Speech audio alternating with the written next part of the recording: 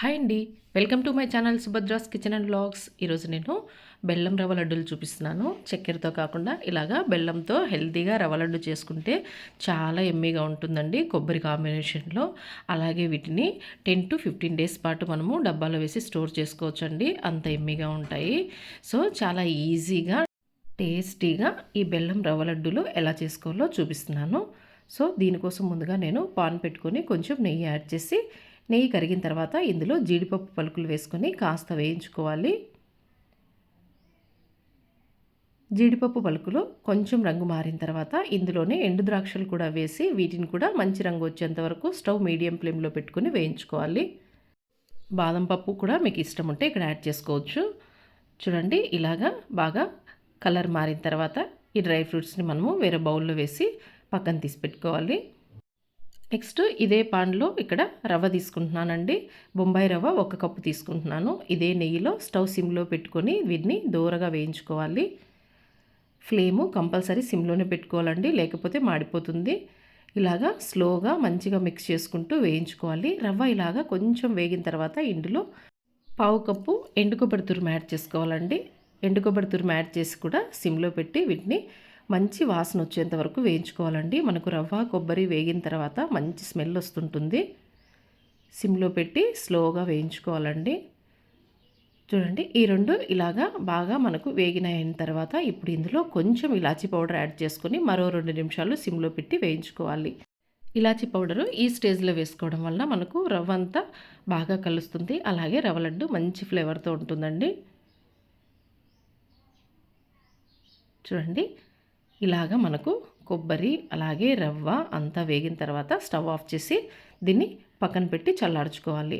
Next ఒక bowl తీసుకొని ఇందులో బెల్లం తురుము యాడ్ చేసుకుంటున్నానండి. నేను 1 కప్పు రవ్వకు 1 కప్పు కంటే కొంచెం తక్కువ ఇక్కడ బెల్లం తురుము యాడ్ చేసుకున్నానండి. మీకు కొంచెం స్వీట్ ఎక్కువ కావాలనుకుంటే 1 కప్పు రవ్వకు కప్పు బెల్లం యాడ్ చేసుకోవచ్చండి. నేను ఇక్కడ కప్పు బెల్లంకి 2-3 స్పూన్లు తక్కువ యాడ్ చేసుకున్నాను. పర్ఫెక్ట్గా సరిపోయిందండి నాకు ఈ బెల్లం తురుము. ఇప్పుడు 1/2 కప్పు వాటర్ యాడ్ చేసి ఇందులో ఇలాగా బెల్లం కరిగించుకోవాలి. బెల్లం కరిగించిన తర్వాత దీన్ని మనము వేరే పాన్లోకి స్ట్రెయిన్ చేసుకోవాలి. ఇందులో ఏమైనా నలకలు ఉంటే పక్కకు వచ్చేస్తాయండి. ఇలాగా స్ట్రెయిన్ చేసుకున్న తర్వాత ఇప్పుడు దీన్ని బాగా మిక్స్ చేసుకుంటూ జస్ట్ 2-3 నిమిషాలు దీన్ని ఉడికించుకోవాలండి. సిమ్లో పెట్టుకొని మనము ఇలాగా మిక్స్ చేసుకుంటూనే ఉండాలి. ఎగ్జాక్ట్ 2-3 మినిట్స్కి మనకు పర్ఫెక్ట్గా ఇలాగా కొంచెం తీగలాగా వస్తుందండి పాకం. చూడండి, జస్ట్ ఇలాగా తీగలా వచ్చిన తర్వాత మనము వెంటనే ముందుగా వేయించి పెట్టుకున్నటువంటి రవ్వ కొబ్బరి మిశ్రమాన్ని యాడ్ చేసుకుంటూ అంతా బెల్లం పాకంలో కలిసేలాగా నీట్గా మిక్స్ చేసుకోవాలండి. బెల్లము ఇలాగా పాకం లేకుండా జస్ట్ బెల్లంను కరిగించి కొంచెం వేడైన తర్వాత ఫిల్టర్ చేసుకుని కూడా మనం బెల్లం వాటర్ యాడ్ చేసుకొని రవ్వలో అలాగా కూడా రవ్వ లడ్డూలు చేయొచ్చండి. కాకపోతే 2-3 రోజులు మాత్రమే నిల్వ ఉంటాయి. ఇలాగా కొంచెం తీగ పాకం వస్తే మనకు 10 to 15 డేస్ నిల్వ ఉంటాయి.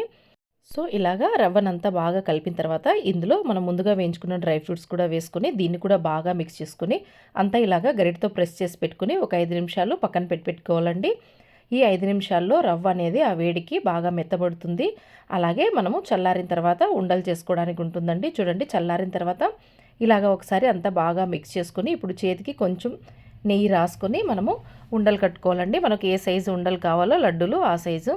ఒకవేళ ఇక్కడ మీకు ఉండలకు రాలేదు అనుకుంటే కాచి చల్లార్చిన పాలు కొంచెం కొంచెం యాడ్ చేసుకోవచ్చండి. నాకు ఇక్కడ 1 కప్పు రవ్వకి కప్పు కంటే కొంచెం తక్కువ 2-3 స్పూన్లు తక్కువ బెల్లం యాడ్ చేసుకున్నాను. కరెక్ట్గా సరిపోయిందండి. ఇలాగే మిగతా లడ్డూలు కూడా అన్నీ ప్రిపేర్ చేసుకొని సర్వింగ్ ప్లేట్లోకి తీసుకుంటే మనకు ఎంతో టేస్టీగా ఉండే బెల్లంతో రవ్వ లడ్డూలు రెడీ అయిపోతాయండి. చక్కెరకు బదులుగా ఇలాగా బెల్లంతో చేసుకోవడం వలన హెల్తీకి హెల్తీ, అలాగే టేస్ట్కు టేస్ట్ అండి. చాలా బాగుంటాయి. ఖచ్చితంగా మీరు కూడా ఒకసారి ట్రై చేయండి. ఇలాగా వీటిని చల్లారిన తర్వాత మనము ఎయిర్ టైట్ బాక్స్లో వేసుకొని 10 to 15 డేస్ స్టోర్ చేసుకోవచ్చండి. మరి ఈ వీడియో మీకు యూజ్ఫుల్ అనిపిస్తే please like, share and subscribe my channel. Thanks for watching.